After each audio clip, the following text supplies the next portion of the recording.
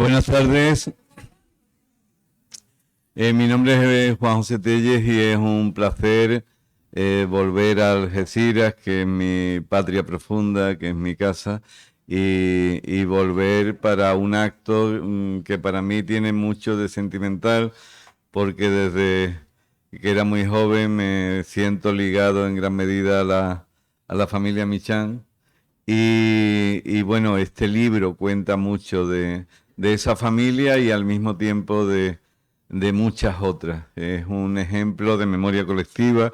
Ramón Portrés, Spanish Story, una historia española, es el título. Es una edición bilingüe, tanto en español como en inglés, con una magnífica ilustración de portada y un recopilatorio memorialista que creo que es muy importante en los tiempos actuales. Verán, tenemos, a quienes nos gustan la historia, tenemos la incertidumbre de que buena parte de la historia presente vaya a diluirse en el ciberespacio. Me refiero, durante siglos, la correspondencia física, por ejemplo, ayudaba a llenar lagunas allí donde los manuscritos oficiales, los libros de historia no llegaban. Esa correspondencia nos hablaba de la vida cotidiana, a veces de las relaciones entre grandes personalidades de la historia, pero también entre quienes urden la historia cotidiana, la historia pequeña, la historia del día a día. Ahora tenemos la duda de que esa literatura de lo cotidiano, esa forma de enfrentarnos a la realidad minúscula de los días, a las relaciones, a los afectos, vaya a permanecer en el tiempo. Me refiero, ya nadie escribe cartas, o casi nadie. Si abres el buzón, quien se acuerda de ti normalmente suele ser el Corte Inglés o Hacienda. Nuestra correspondencia está en el aire, está en el ciberespacio. Aunque nos parezca mentira, ese formidable caudal de comunicación que han supuesto las redes, que han supuesto Internet, es finito. Yo perdí en su día buena parte de mi correspondencia de años por la sencilla razón de que desapareció el portal de Terra. Puede ocurrir lo mismo con el resto de portales, Hotmail, Gmail. ¿Qué será de todas esas pequeñas historias urdidas en el día a día que nos hablan de preocupaciones inmediatas, de costumbres que probablemente vayan a ir perdiéndose? De ahí que... Perdón, que he quitado el teléfono, pero no el Spotify.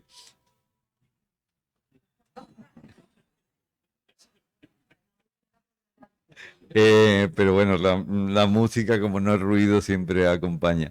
De ahí que sean importantes, eh, de nuevo.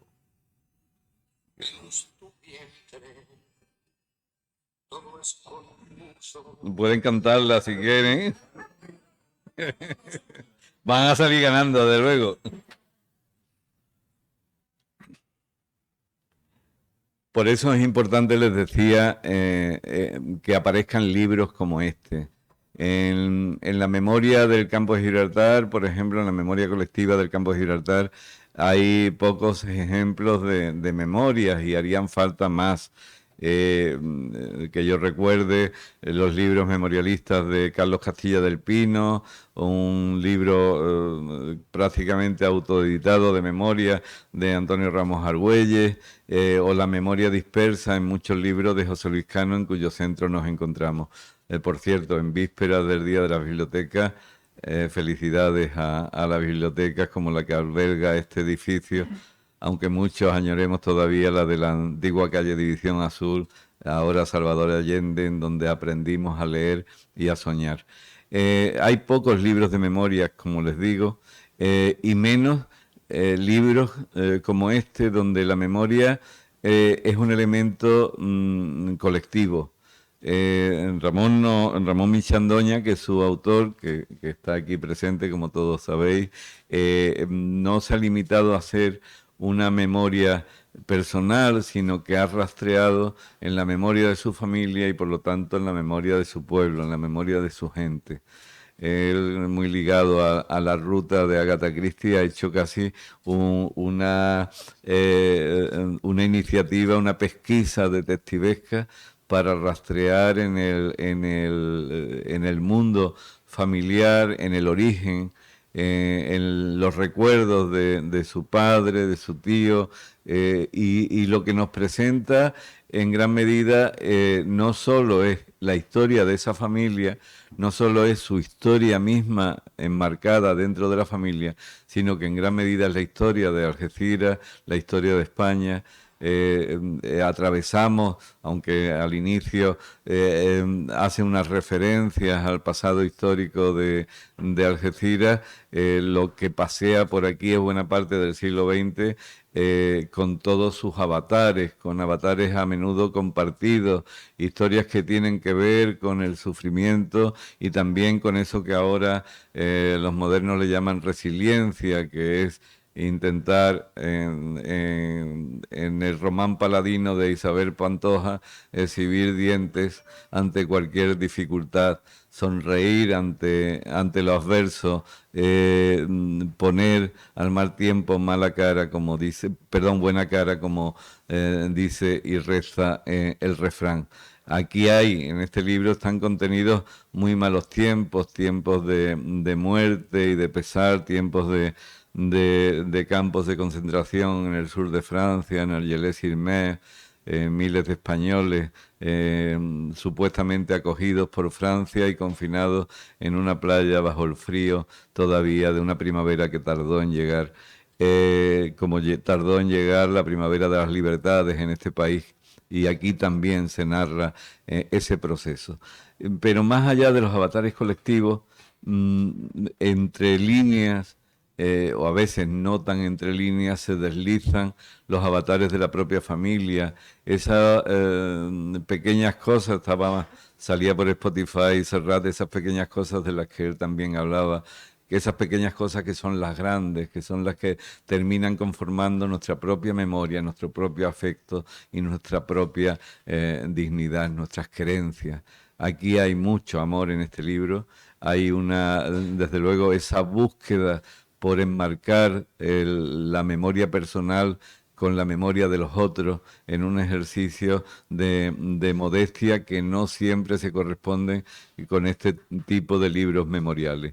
Ramón ha realizado un trabajo formidable y muy inteligente, porque nos hace cómplices de su propia vida, porque a través de su propia vida podemos asistir a la vida de los otros.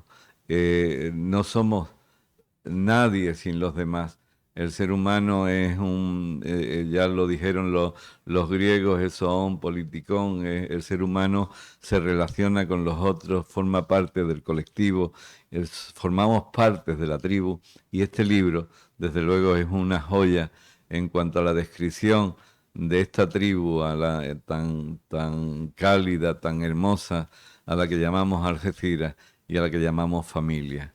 Así que, Ramón, muchas gracias por admitirme en la vuestra. Enhorabuena. Muchas gracias.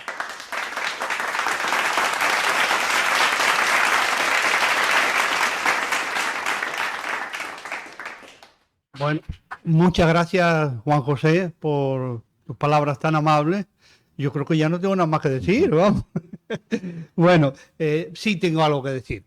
Tengo que decir, antes que nada, gracias a todos y a cada uno por estar aquí. Muchísimas gracias. Es un orgullo y un placer para mí estar en mi ciudad natal y presentar este modesto libro. El objetivo principal y oficial es presentar el libro, pero el objetivo secundario y casi más importante es estar aquí e intentar pasar un buen rato todos juntos. ¿Por qué escribí este libro?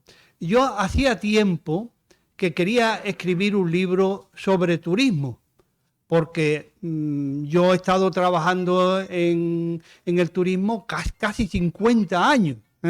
Empecé a los 15 años y me jubilé a los 64.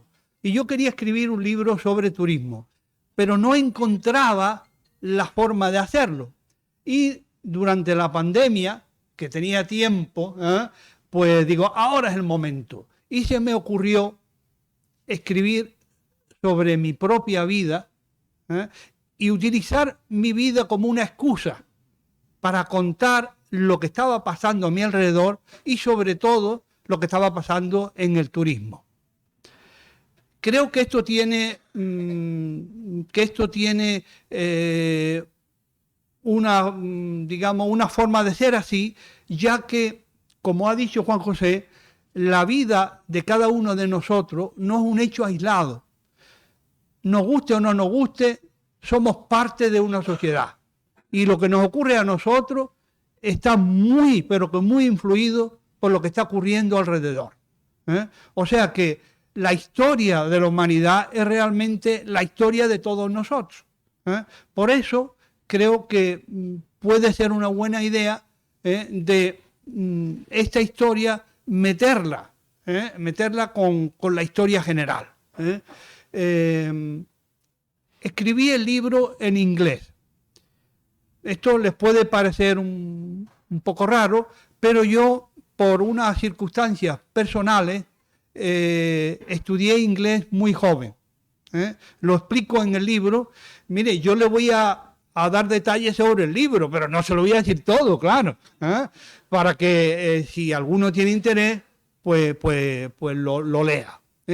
Entonces, yo escribí el libro en inglés como un reto que me puse a mí mismo. Y una vez terminado, después hice la versión española, que he intentado que no sea una traducción, sino que sea una versión algo distinto. Y después he puesto las dos versiones, una al lado de la otra. Con lo cual puede que este libro sea de interés para las personas que estudian inglés o que estudian español. Perdón, que bebo un poquito de agua, que se me seca la boca.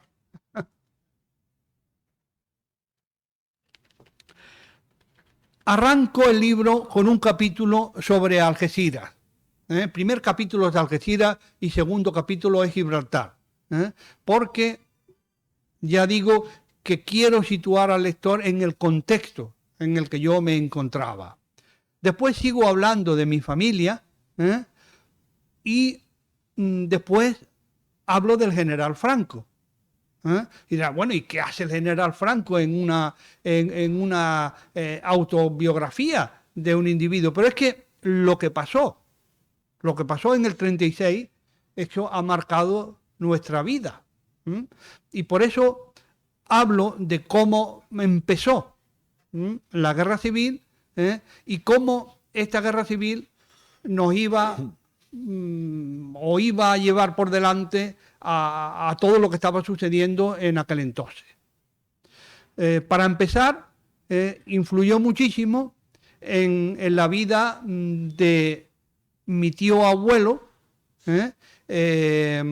José Marín Jorge, que era teniente alcalde de los barrios y que tuvo que salir corriendo y que tuvo una vida terrible en el exilio, que yo cuento un poco en el libro, y que, por si a alguno le interesa, uno de sus nietos, que creo que se llama Pepe Marín, ha realizado un documental que se puede ver en YouTube, que se llama A las 9 menos cuarto.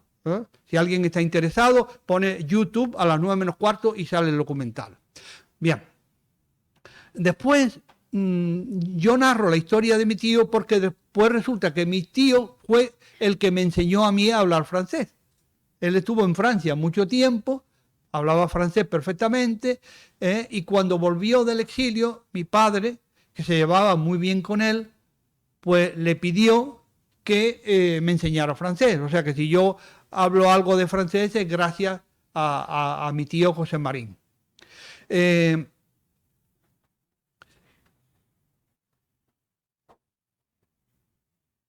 yo tuve que empezar muy pronto a trabajar en turismo en la Costa del Sol.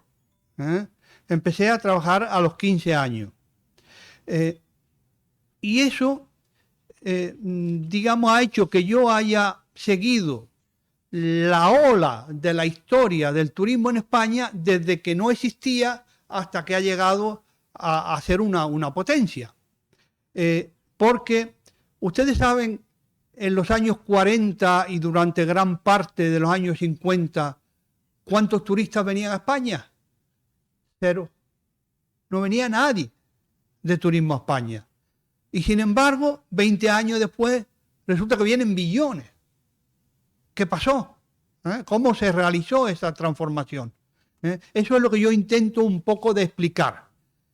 Cómo el régimen de Franco se cogió al turismo como una persona que se está ahogando y coge un salvavidas, porque vio que el turismo era la posibilidad de de ayudar a la economía, que es lo que ellos querían. La economía de España en los años 40 y 50, pues es que se pasaba hambre. Y entonces el turismo fue uno de los salvavidas a los que se agarró el régimen. El otro, como ustedes saben, fueron las bases americanas. Esos fueron los dos salvavidas que permitieron salir adelante al régimen. Pero resulta que el turismo no solamente trajo dinero, es que transformó muchísimo más de lo que pueda parecer a primera vista. Curiosamente, no todos en el régimen estaban de acuerdo con que vinieran turistas a España. Hubo un sector que se puso en contra, y ese sector fue la parte más conservadora de la Iglesia Católica.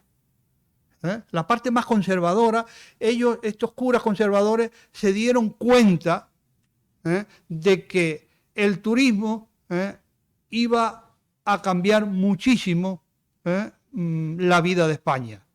Ellos tenían como imagen del turismo una señora en bikini. Y claro, para que una señora se ponga bikini, primero tiene que haber un cambio en su forma de pensar. O sea que ahí acertaron. Pero el régimen no les hizo caso y siguió con el apoyo total al turismo. El turismo, ustedes pueden decir, el turismo son hoteles, piscinas y apartamentos. No, nada de eso. Para que vengan turistas, hace falta que haya una red de carreteras, que en España no había o estaba en muy mal estado. Hace falta buenos aeropuertos, buenos puertos. Hace falta suministro de electricidad, suministro de agua, suministro de alimentos para los turistas. Y todo eso se hizo. Fue una hazaña colectiva, no solamente del gobierno, sino de toda la sociedad española. Porque hemos pasado de ser nada en turismo a ser una de las mejores potencias del mundo. Y eso ha supuesto una transformación tremenda, incluso transformación de nuestra forma de pensar. Porque la sociedad española ahora ya no es en absoluto la misma que cuando empezó el turismo. Me van a permitir que siga porque se me seca la garganta. ¿Cómo vamos? ¿Le gusta o hemos aburrido? Cuando ustedes me digan paren, yo paro. El libro es tan ameno como él. Muchas gracias, vamos. Así da gusto, así da gusto. Bueno, yo quería reflejar también en este libro la forma de vivir que teníamos en el siglo XX. Y usted dirá, bueno, pues si no hace tantos años. Efectivamente, no hace tantos años, pero parece una eternidad. Porque la sociedad se ha transformado tanto, que lo que yo cuento, la forma como yo trabajaba, la forma como se viajaba y todo, ya no tiene que ver nada con lo que está pasando hoy. Cuando yo digo que mi madre se levantaba temprano para encender la cocina de carbón. O cuando yo digo que yo empecé a trabajar a los 15 años y encima me pusieron a trabajar en turno de noche. Ustedes se imaginan hoy en día que una empresa coja a un muchacho de 15 años, lo ponga a trabajar y en turno de noche, yo creo que al director de la empresa lo meten en la cárcel, vamos. O sea que la sociedad ha cambiado muchísimo. Y eso es lo que yo quería reflejar en este libro. Yo, al igual que Juan José Tellez, no me gusta leer, porque leer un discurso es muy aburrido. Entonces lo digo de memoria y claro, a veces voy de atrás para adelante y a veces me olvido de cosas. Yo hablo de cómo surgió el turismo, hablo de Algeciras, hablo del campo de Gibraltar, cómo era el campo de Gibraltar, porque el campo de Gibraltar tenía unas características distintas al resto de España. Por ejemplo, cuando toda España estaba con la cartilla de racionamiento y se pasaba casi hambre, aquí éramos un poco privilegiados, porque teníamos a Gibraltar que para bien o para mal, pues nos suministraba una serie de productos que en el resto de España no había. Yo narro en el libro como yo iba a comprar, mi madre me mandaba a comprar a la tienda de la esquina algunos productos, pero otros productos iba a casas particulares donde se vendían los artículos que venían de Gibraltar, donde se vendían el queso, donde se vendían muchísimas cosas, hasta la penicilina. Entonces, bueno, digamos, fue una historia particular del campo de Gibraltar. Hablo también en un capítulo de cómo se practicaba la religión, que era una forma también muy distinta a cómo se practica hoy. Sigo después con cómo yo hice la mili y mi deseo mayor era viajar al extranjero. Por cierto, que tuve que hacer la mili para poder ir al extranjero, porque si no, no te dejaba. Ir al extranjero en aquellos años, donde no existía la Unión Europea, pues no era fácil para un español. Yo lo tuve muy complicado para ir a trabajar en Inglaterra. De hecho, encontré trabajo, estuve trabajando y al poco rato la policía me echó del país y me dijo, usted se tiene que echar, usted se tiene que ir de aquí. Y yo no quería volver a España. Entonces me fui a Francia y me fui a París mientras se arreglaban mis documentos, mi contrato laboral y mi permiso de trabajo. Y resulta que en París, de pura casualidad, yo me pongo a vivir en una pensión para estudiantes enfrente de la Universidad de la Sorbona. ¿Y ustedes saben lo que estaban pasando en París en ese momento? La Revolución de mayo del 68. O sea que yo, sin querer, yo era, digamos, un espectador de primera fila de los discursos, de las manifestaciones, de todo el inmenso caos que se armó en París en la primavera de 1968. Para mí aquello era inaudito. Imagínense un muchacho joven que sale de la España de Franco, donde todo era orden y no podía hablar, y te mete en aquella sociedad que estaba todo el mundo protestando, que por cierto yo no lo entendía, porque yo decía, pero bueno, ¿y de qué protestan esta gente si ya tienen todo lo que yo no tengo?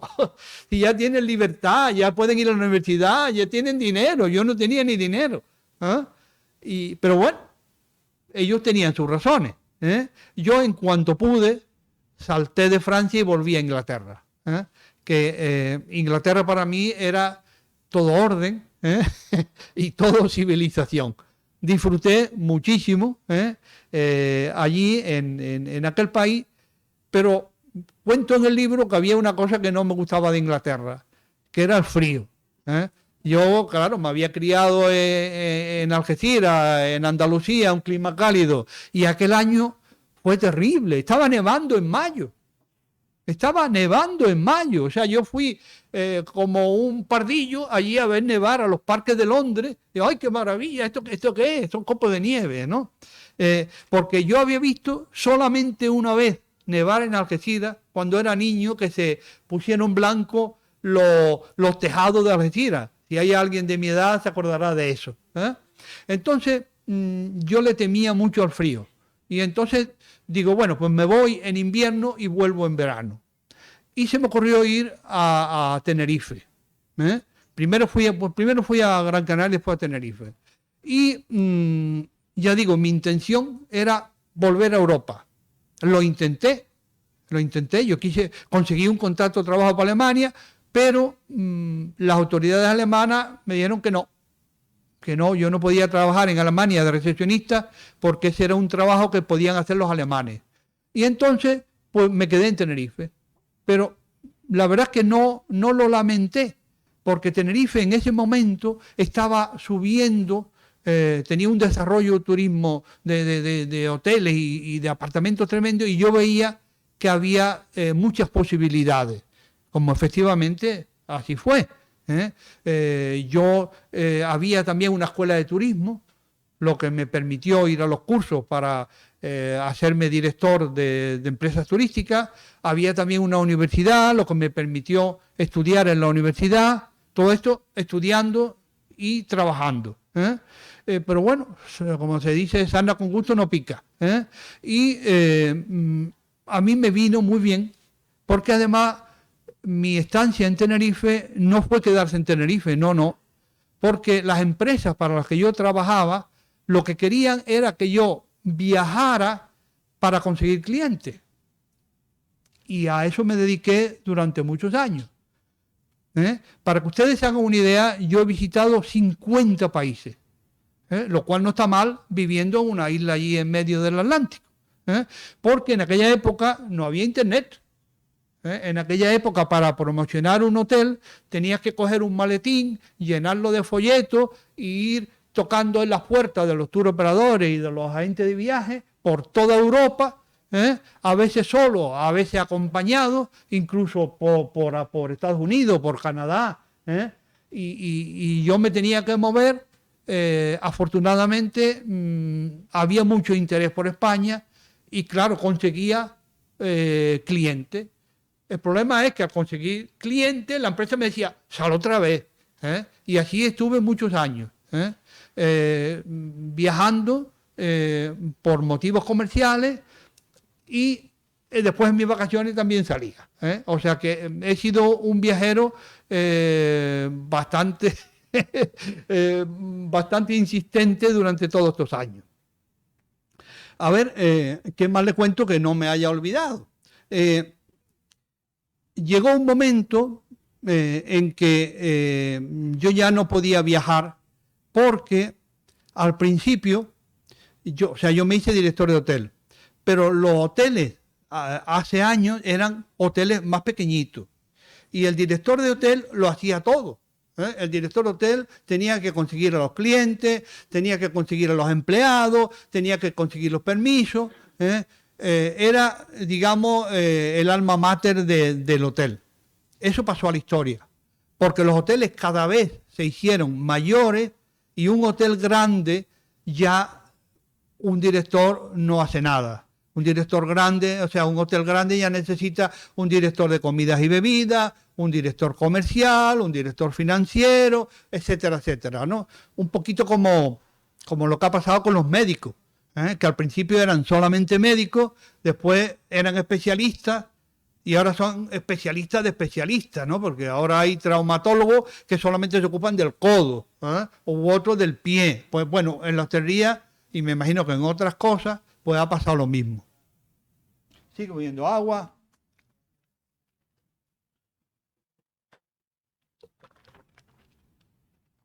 Pues así que me tuve que concentrar en los hoteles que yo dirigía.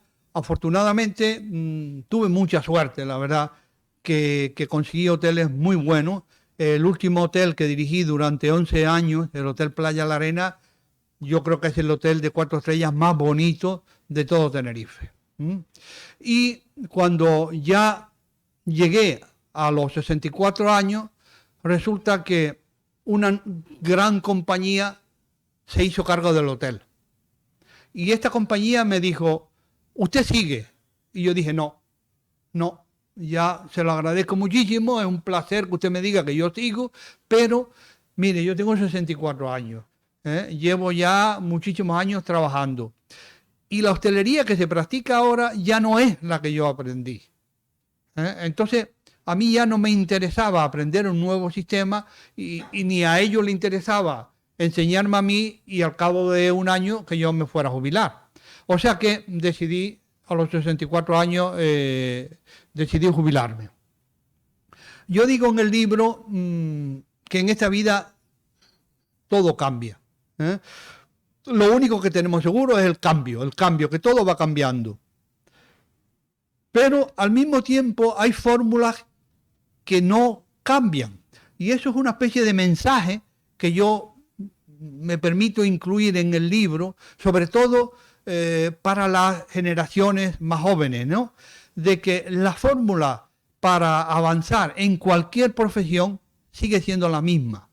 Si una persona quiera avanzar en una profesión, tiene que estudiar, trabajar, estudiar, trabajar. Eso da igual que sea el siglo XX que el siglo XXI.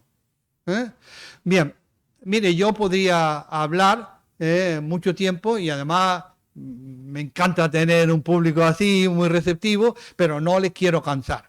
Entonces, yo creo que quizás sea más interesante hacer un turno de preguntas y respuestas, por si alguien tiene algo que preguntar. Una cosa, el libro está editado en Canarias. Conseguí que una librería aquí lo vendiera, que se llama Bahía de las Letras, que está en la calle Rocha.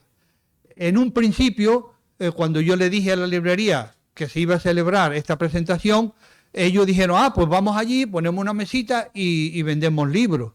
Pero resulta que al final no han podido venir. Entonces, la verdad que lo siento, y si alguien está interesado, pues ya lo sabe, que en Bahía de las Letras, pues allí lo pueden adquirir. Entonces, antes de empezar con las preguntas, si es que están diciendo alguna, yo tengo algunas fotos ahí para poner cara a los personajes que aparecen en el libro, que realmente son personas reales, ¿no? Entonces, aquí con la ayuda de Julio, venga, dale ahí. A ver qué sale. A ver si... Bueno, mire, una de las cosas que yo abordo en el libro es la incógnita de mi apellido, el apellido Michan, que nadie sabe de dónde viene. Por lo que yo he pedido averiguar, hay posibilidad de que sea de procedencia de Italia o que sea de procedencia del norte de Europa. Incluso puede ser procedencia catalana, porque en Cataluña hay el apellido Michan, que se escribe con TJ. De hecho, yo trabajé para una empresa catalana y cuando yo decía que me llamaba Michan, los catalanes me hablaban enseguida a mí en catalán. Bueno, yo descubrí que en Irlanda, en Dublín, hay una iglesia de San Michan, que es un santo vikingo, fíjense, un danés del siglo X. Y fui a visitar esta iglesia, ahí lo ponen, la iglesia de San Michan. Es una iglesia que al principio, como todas las iglesias, era católica cristiana. Después, cuando vinieron los ingleses, la convirtieron en anglicana. Ahora es una iglesia anglicana. Y esta iglesia además tiene la particularidad de que en la cripta, en el sótano, hay el aire muy seco y las personas que están enterradas allí desde el siglo X están incorruptas, una cosa muy curiosa, ¿no? O sea que tiene muchas visitas. Pero ya digo, no sé exactamente de dónde viene el apellido Michan. Si te sirve de pista, los vikingos asaltaron al Yazir al-Hadra, causaron bastante quebranto en la ciudad. Al año siguiente volvieron, pero esta vez los algeciríes estaban preparados y le ganaron la batalla a los vikingos. Y con la madera, se cuenta que con la madera de los drakars, de los barcos vikingos, se construyeron las puertas de la gran mezquita que estuvo, creo recordar, en donde ahora está la iglesia de La Palma. Qué lujo tener aquí a Juan José Tellez hoy. Muchas gracias. Ahí tiene una pista. Bueno, por cierto, que en los países célticos, como Escocia, Irlanda, existe el apellido MacMichan. Ustedes saben que Mac significa hijo de, ¿no? O sea, el apellido MacMichan, allí hay gente que se llama MacMichan. Bueno, aquí está una foto de que mi abuelo, Ramón Michan Garzoli, se hizo en La Habana, porque él participó en la guerra de Cuba. Él participó en la guerra de Cuba, su hijo participó en la guerra civil y yo tuve la suerte de no ir a ninguna guerra. Por cierto, que yo voy para atrás para adelante. Tengo una anécdota muy curiosa porque mi padre fue voluntario a luchar a favor de la República. Y después resulta que cuando yo voy a Tenerife, se me ocurre enamorarme de una muchacha muy guapa y después resulta que el padre era voluntario del 18 de julio. Imagínense ustedes, en mi boda, cuando viene mi padre y se junta con mi suegro. Y se pusieron a hablar allí y resulta que habían estado los dos en la misma batalla en Teruel, los mismos días, pero cada uno... Y yo digo, ay Dios mío, esto va a terminar mal. Pero resulta que estos dos hombres se abrazaron, se hicieron amigos, y a mí me gusta pensar que ese acto de conciliación fue un poco un símbolo de mi boda. Y también yo creo que eso estaba pasando ya por toda España, esta conciliación, y eso es lo que facilitó la transición. Bueno, pasa por favor, Julio. Bueno, ahí está mi abuela María, con sus 5 hijos, su hija, en Algeciras, en el año 49, me parece que pone ahí, ¿no? Pasa. Estos son mis abuelos maternos. Ahí mira que mi abuelo, qué chulo está ahí. Juan y Emilia. Mis padres, Ramón y Carmela, en la boda de mis tíos, Paco y Pepa, en Algeciras en el 47, el año que yo nací. Este soy yo, que hice la comunión en la iglesia de San Isidro, de Algeciras, ahí todo vestido de blanco. Este es mi tío, José Marín Jorge, que les hablé, que era el teniente alcalde de los barrios, y que el hombre tuvo que salir corriendo porque si no al pobre lo mataban, ¿no? Y que tuvo un exilio tremendo en Francia. Esto sí, yo cuando hice la mili en el regimiento que ya no existe, de Extremadura número 15, donde están las murallas, ahí estaba mi regimiento. Ahí estoy de recepcionista en el Hotel Pez Espada, que en aquella época era el mejor hotel de la Costa del Sol. Yo soy el primero. Ahí en mi primer viaje a París, en el 68, y cruzando el Canal de la Mancha, se ven ahí los acantilados de Dover. Hace unos cuantos añitos. Esos son mis padres, Ramón y Carmela. Este es el último hotel que dirigí, el Hotel Playa La Arena, en Puerto Santiago, Tenerife. Un hotel precioso, precioso. Tiene un jardín interior inmenso, que la gente entraba por la puerta y decía, ¡wow! ¡Vaya jardín! Yo, aparte de la hostelería, mi gran afición ha sido caminar, el senderismo. Y en Tenerife... Tenerife es un paraíso para caminar, ¿no? Una de las primeras cosas que hice al llegar a Tenerife fue subir al Pico del Teide, y subía todos los años hasta el 2016, porque después me dio un infarto y ya el cardiólogo me dijo, ya eso de subir, nada, en llano, o poca subida. Esta fue la última vez que subí, eso en el Pico del Teide en el 2016. Y ahora de jubilado, yo colaboro con los centros de iniciativa y turismo que hay allí en Tenerife, y como soy un aficionado a la historia, explico la historia de Tenerife, explico la historia del turismo, explico la estancia de viajeros famosos como Agatha Christie.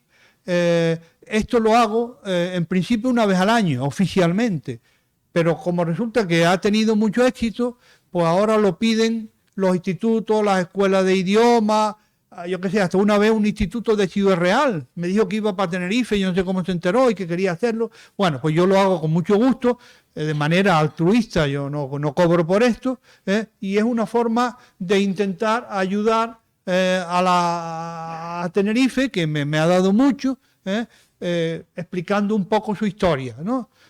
Por cierto, el próximo mes, el 6 de noviembre, es el festival de Agatha Christie allí en Tenerife, y ya me llamaron y ya tengo 2 rutas y una conferencia que yo hago con mucho gusto. Esta es la ciudad donde vivo, el Puerto de la Cruz, una ciudad turística muy tranquilita, a los pies del Valle de Arotava y del Teide, que a mí pues me va muy bien, una ciudad turística pero tranquila, no es de las mayores, y ahí pues vivo muy a gusto. Esta es mi mujer, que no ha podido venir porque la pobre está enferma. Estos son mis hermanos, que están aquí hoy, con mi madre, que ya hace pocos años que falleció. Y esta es mi ciudad natal, Algeciras, y aprovecho esta foto pues para darles a todos ustedes las gracias por haber venido y pedirles si tienen alguna pregunta que yo pueda contestar, pues encantado. Gracias.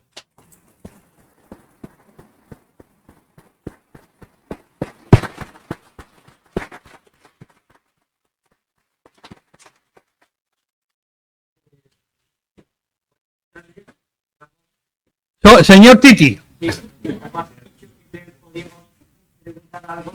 Quiero que sepas que cuando empecé a ver el libro y leí tu interés sobre el origen del apellido Michan, Sí. a mí también me llamó la atención y yo he estado también buscando orígenes de otros apellidos. Y yo he llegado a la conclusión, por lo que he leído, de que tu origen es asiático. Eso lo dice por mis ojos, Raga.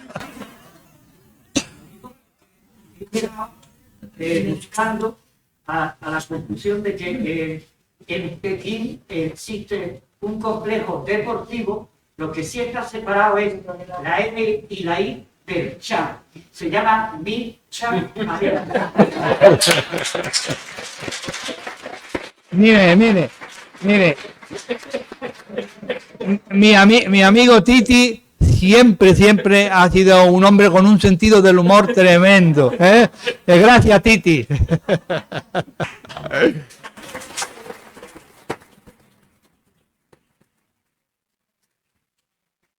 Quiero decir otra cosa que también sé del apellido Michan, estoy de acuerdo con él.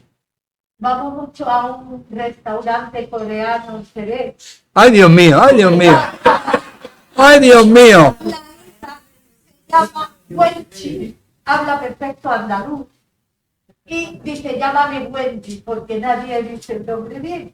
Y la primera vez que yo llamé para preguntar, digo, mira, reserva una mesa a nombre de Michan. Te lo deletreo. Y dice, no, yo sabe, Michan. Ay, lo que estoy descubriendo hoy. No pongáis tan exótico. En Tarifa existe la tasca de Chan y a lo mejor viene de ahí. Se ha comido muy bien siempre. Siempre, Titi, doy fe. ¿Alguna otra pregunta? Bueno, mire, yo... Allí al fondo. Sí.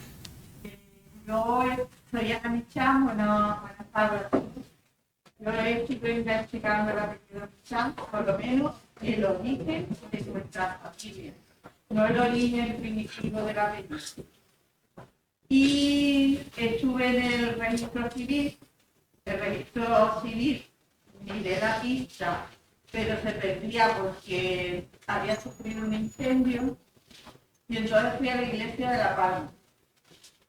Estuve ahí muchos días investigando y el apellido fui de mi padre, a mi abuelo, mi bisabuelo, hasta que me encuentro con que el apellido se deforma y en uno de nuestros antepasados ponía Minchan, M-I-N, Minchan. Perdona, M-I, N. Minchan. Min Chan. Con Pues N. eso no lo sabía yo. Seguí para atrás y me encontré que llegamos a Pinchan con V. Y encontré la partida de matrimonio de Antonio Pinchan de Castela di Mare de Nápoles. Ah, O sea que nuestra familia, el apellido está como, ¿cómo te diría? Como inventado en la... modificado, Porque, transformado. como tú sabes, que había pocos escribientes, poca gente que pudiera escribir, pues fue de Pinchan a Minchan y después acabó con Minchan. O sea que ahora es un apellido 100% algecireño, vamos. Nuestra familia, Es de origen italiano. Oye, pues muchas gracias, muchas gracias. Bueno, mire, eres Ana, ¿no? Ana. Yo te digo, en los últimos Reyes Magos, mis hijas me regalaron un análisis del DNA. O sea, hay del gen, ¿no? Hay una empresa holandesa que tú le mandas una muestra de saliva y ellos te dicen de dónde es tu procedencia. Y en ese análisis se dice una cosa muy curiosa, que el 10% de mis antepasados eran de Italia, que el 14% de mis antepasados eran del noroeste de Europa. Fíjate tú, y el resto era español. O sea que hay un 10% de antepasados míos que eran italianos. este hombre estaba casado con una señora que se llamaba Sabina de Gibraltar. Ajá. Y de ahí nuestra familia parte de ahí. Yo no digo el origen exactamente, que no haya otro Michán en el mundo, pero que nuestra familia de Algeciras parte de Antonio Michán de Castela del Mare de Nápoles. Pues mira, yo siempre he sospechado que nuestro apellido estaba de alguna forma ligado a Gibraltar, porque cuando en 1700 los ingleses ocupan Gibraltar, la población española prácticamente se fue toda y entonces ellos suplieron esta población con italianos, con hebreos y otras, pero sobre todo muchos italianos. O sea que yo siempre sospeché que ahí había una respuesta al origen de mi apellido, ¿no? Y esa es una de las razones por las que yo también le dedico un capítulo a Gibraltar. Sí. Él estaba casado con una gibraltareña. Bueno, hombre, yo lo que siempre digo, sea quienes sean mis antepasados, oye, les doy a todos ellos las gracias. Porque si no yo no estaría aquí. Es una curiosidad, efectivamente. Hemos tenido un Michán, Sí. que es un apellido que existe poquísimo en el mundo. Ajá.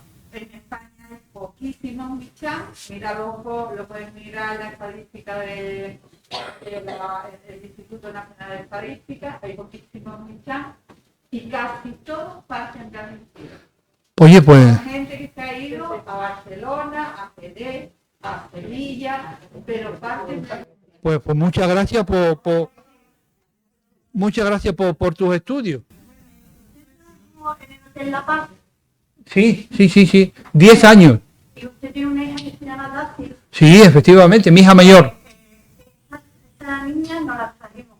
Mi hermana, mi amiga y yo a Algeciras a casa de su padre. Anda, muchas gracias. Ay, pues muchas gracias.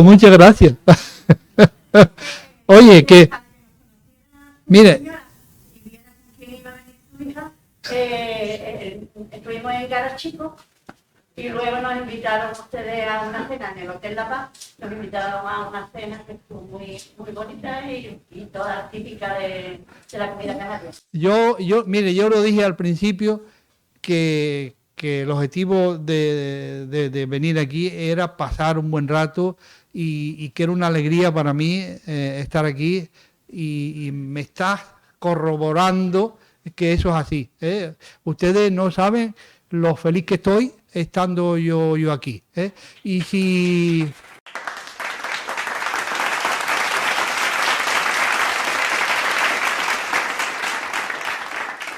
Pues nada, y si mi libro puede ser de alguna utilidad, pues ya con eso estoy más que pagado. O sea que muchas gracias a todos por venir. Gracias.